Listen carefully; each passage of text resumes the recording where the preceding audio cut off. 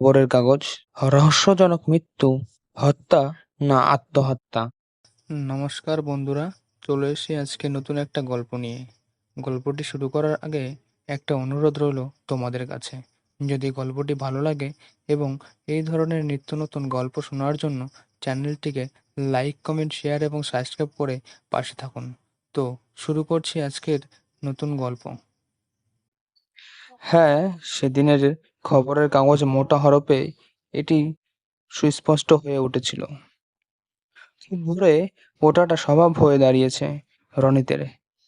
শেষ কয়েক মাসে তাই সে তার সমস্ত কাজ সেরে পুরনো সাইকেলটাকে সঙ্গী করে নিয়ে প্রতিদিন ভোরেই স্টেশনের উদ্দেশ্যে রওনা দেয়। বেকারত্ব, বাজে নেশা ও দেনার দায়ে তার জীবন দুর্বিষহ হয়ে উঠেছিল। সুন্দর করে বাঁধানো ফার্স্ট ক্লাসের ডিগ্রিটাও কাজে দেয়নি তার। তাই বাধ্য হয়েই খবরের কাগজ বিলির কাজটা নেয় সে।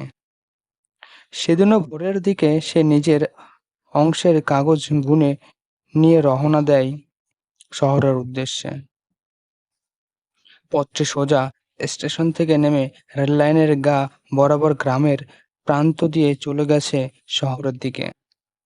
আজ কেমন যেন একটা পরিবর্তন পরিলক্ষিত হচ্ছে। তা বাহ্যিক না, তার ভিতরের অস্বস্তির কারণে সেটা সে বুঝতে পারল না। শরতের সকালে কিছুটা শীত ও কুয়াশার চাদর থাকে বটে, কিন্তু তাতে মাঘের বুনন থাকে না। তাই তার সাইকেল নিয়ে যেতে খুব একটা অসুবিধা হচ্ছিল না।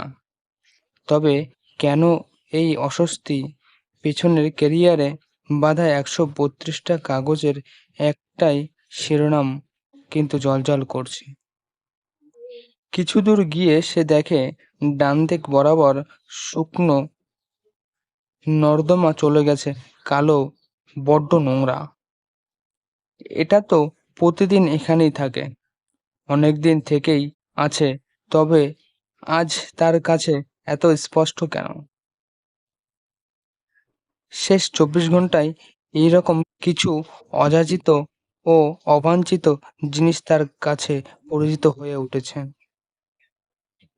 এমনই একটা ভাঙা টেলিগ্রাফ খুঁটির পাশে এসে জোরে ব্রেক কষে দেয় রনিত।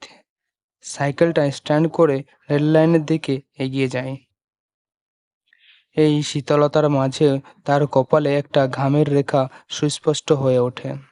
সে ভাবল, কি দরকার ছিল অজয়দার গতকাল ভোরে সশস্ত্র দাঁড়িয়ে থাকার? সে তার টাকা ফিরিয়ে দেওয়ার প্রতিশ্রুতি তো দিয়েছিল। হ্যাঁ, সেই তো পা পিছলে পড়ে যায় এখানে। সে তো ধাক্কা দেয়নি। সময়টা তখন ৬টা ৫। ভালো করে লক্ষ্য করলে পাথরের গায়ে উম মোছা মোছা রক্তের দাগ এখনো স্পষ্ট। আদৌ কি সেটা ভুল ছিল? সে ভাবতে থাকে। ভালো করে চারিদিকটা একবার দেখে নেয় রনিত।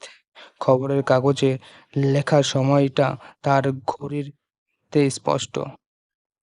দূর থেকে জোরালো বাঁশির শব্দ ধীরে ধীরে এগিয়ে আসছে।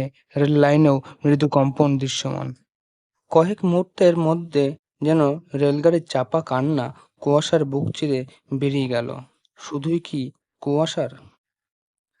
প্রশ্নটা করে উঠল জড়তা ঠেলে বেরিয়ে আসতে চাওয়া সাইকেলটা, বৃদ্ধের মতো নুইয়ে পড়া টেলিগ্রাফের খুঁটিটা আর ফণিমনসার ঝোপটা।